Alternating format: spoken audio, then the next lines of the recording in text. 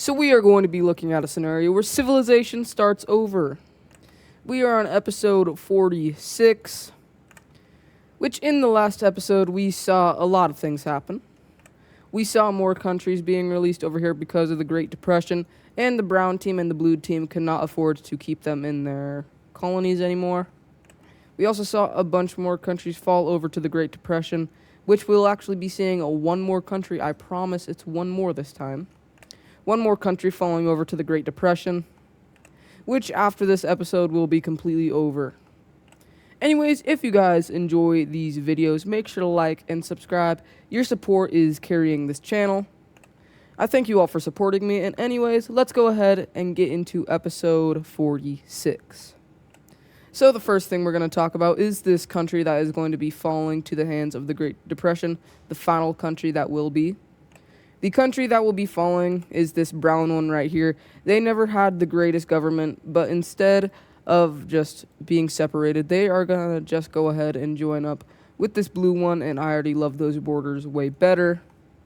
So there was the last country falling over to the Great Depression, and it was a pretty big one. Well, at least it was the first African country to fall over in this series besides the ones up here at the start of the series. Anyways, we're going to be going over to the Middle East because Yemen, this recently released country, has some lore that they need to unfold. Although Yemen has just gotten released from a pretty good country, like the good guy, one of the good guys in the storyline, which I will be changing Wales' color in a second. One of the reasons that this whole thing united underneath one was because they wanted to rule the Middle East. I know, how original. More so, they want to rule Arabia, just from kind of where Babylon is and the Kuwait, all the way down over here to where they are. Will they fill the stream? Probably not. But what I do know is that they are sending their troops into Oman, and this Oman country has been through a lot recently. They got invaded by Wales, and the brown team, I think. And they lost a lot of people in that. They did keep some of their important lands, but it's kind of over as their military has been just starved recently, especially because of the Great Depression. So Oman is not going to be able to do anything as a spearhead goes up to split the country in half. We then see them reaching out and capturing these major cities, and it's just pretty much over for this side.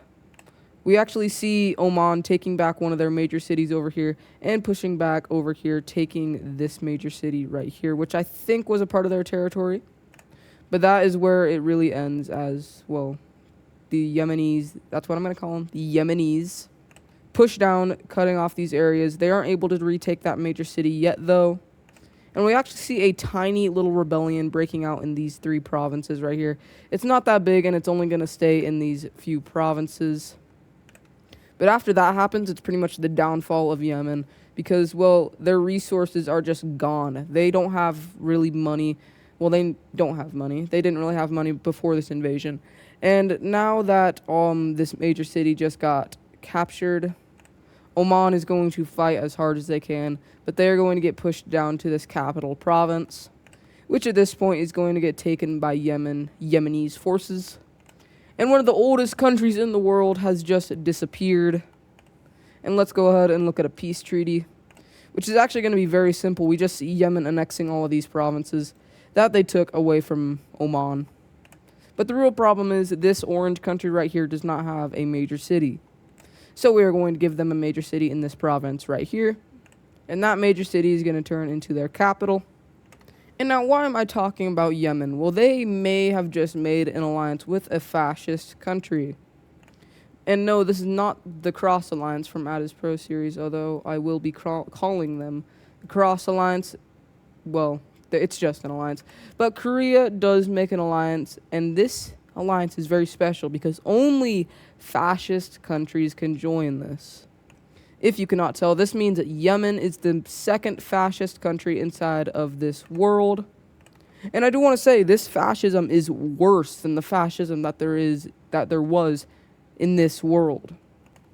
Like, way worse. I'm not going to say how because I might get demonetized.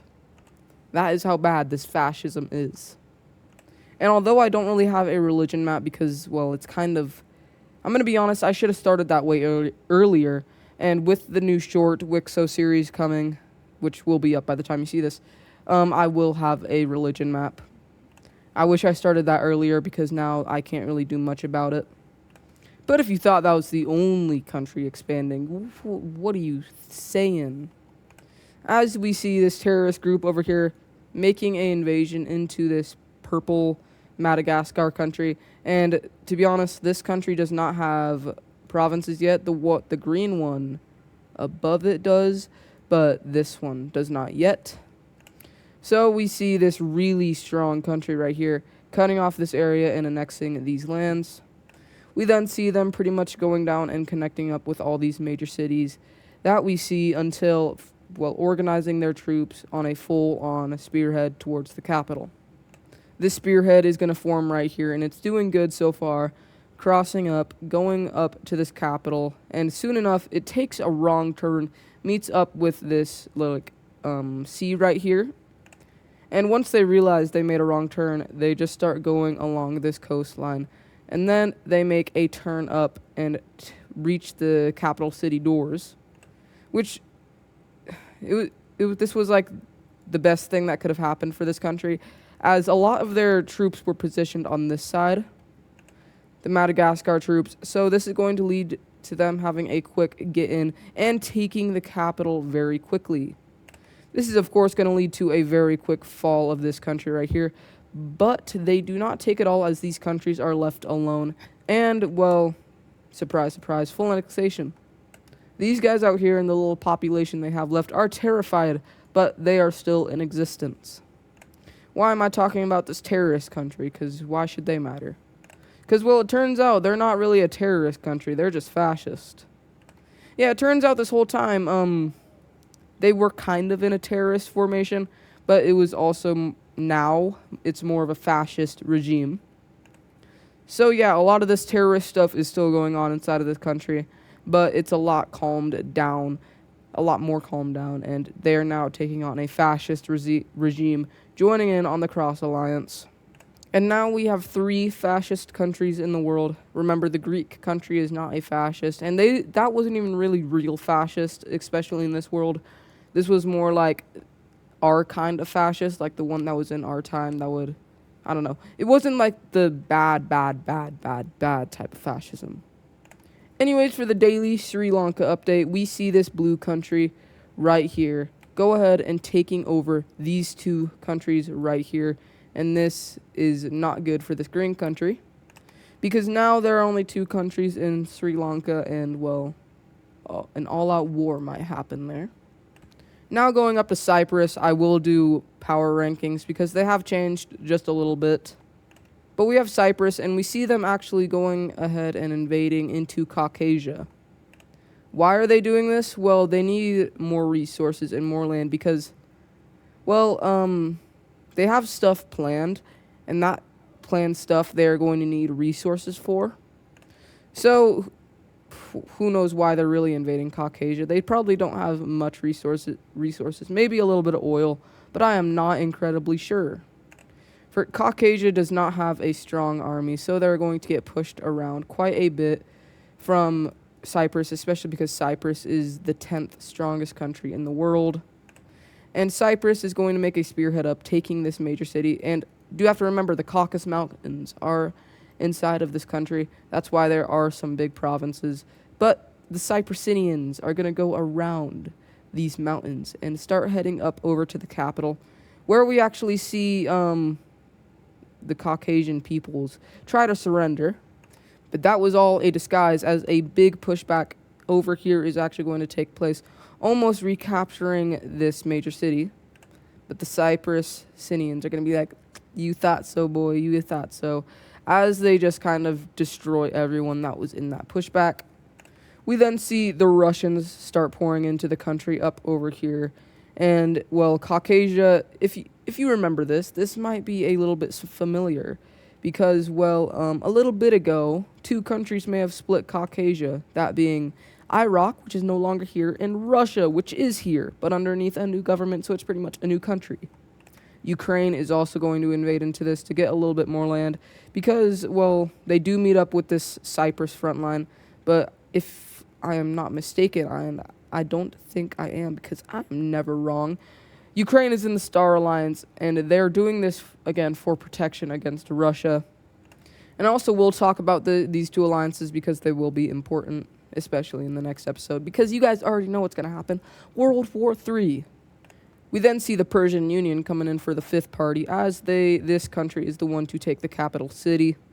Cyprus is a little bit mad about this, but they are going to invade and take the Caucasus Mountains province and the major city that was right there. We then see the Persian Union going up into this province before stopping because that's all they really wanted.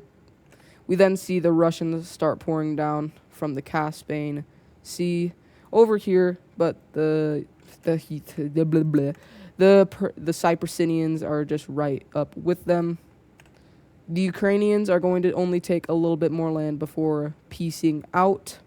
And if you remember, Russia and the Cyprusinians, the Cyprus Empire, are in the same alliance, so they are going to split this, with Cyprus getting this land while the Russians get this land. I know the provinces don't match up.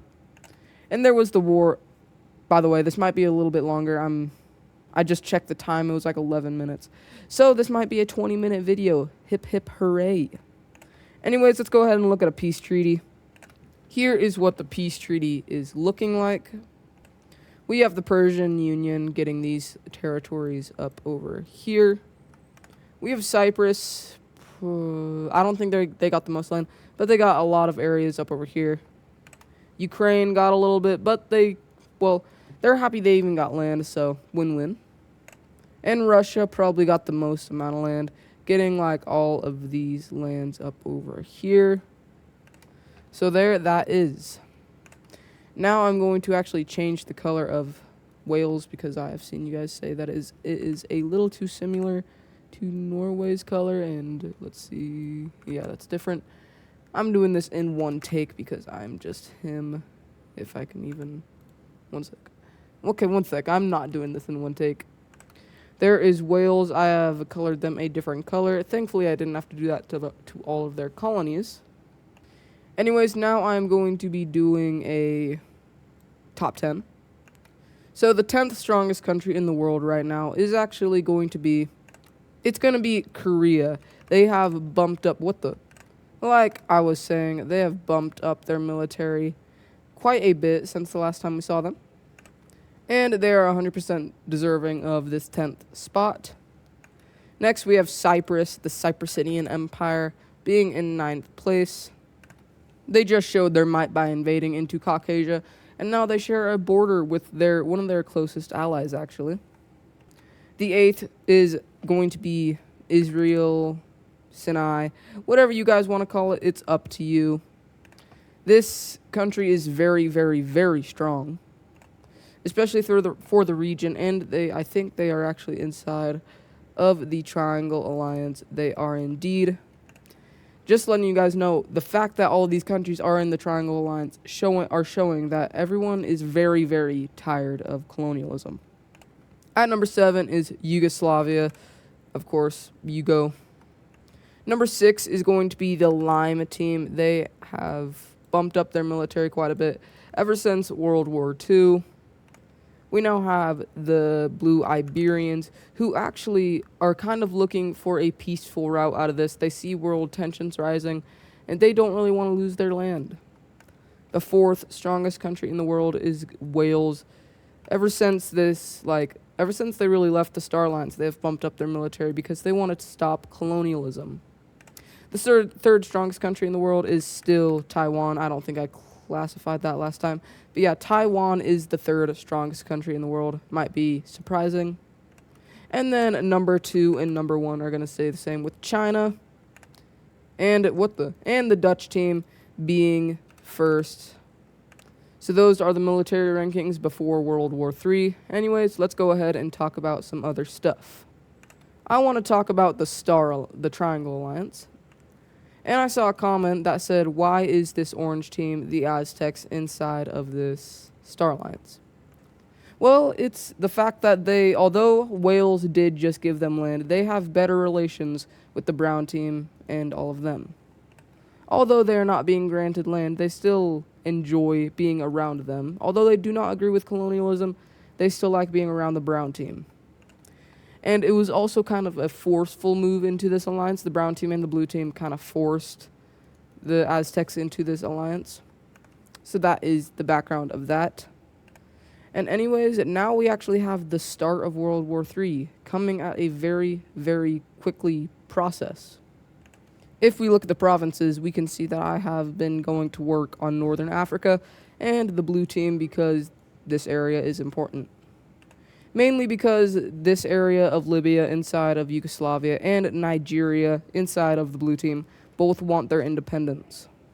But the thing is, the brown team and all of the star team members have went out and classified that if anyone tries to get their independence inside of their colonies anymore, they will have to go to war. And with all these countries being let go, that was kind of the ending of colonialism, because now all of these other areas, not really America, but all of these areas in Africa have freedom liberals and want to kind of join up with the rest. So we actually see Nigeria and Libya declaring their independence away from Yugoslavia and the blue team. Nigeria is going to be colored in this kind of green color. Don't worry, I will change the color of this country because Nigeria is more important than this country, so I will change the color of that. We also see Libya declaring their independence away. Well, this is also not their final color. I will be changing it around. And while brown team and blue team forces are being sent, they see some boats off in the distance when they are supplying these areas down here. It turns out the Triangle team has been directly supplying these rebellions that have been popping up all over Africa. So the Star team is going to take this as a war crime, or what they call a war crime. And on September 30th, 1919, we see the Dutch invasion of Russia, and this officially starts World War III. If you guys enjoyed this episode, make sure to like and subscribe. Hope you guys have a good day, and I will see you guys in the next episode. Goodbye. And today's daily shoutout is going to be going over to Gord the God Butcher 892. He makes some good short form content. The previous daily shoutout was DKF Empire Military 545. He makes some good content yet again. Then we have the cool fan art that will be on the next slide over. I cannot put it on this slide, unfortunately. And then we have a new riddle, so let's see if you guys can figure this one out. Anyways, I hope you guys have a great day, and I'll see you guys in the next episode. Make sure to like and subscribe. Helps the channel out. Thank you all for watching. Goodbye.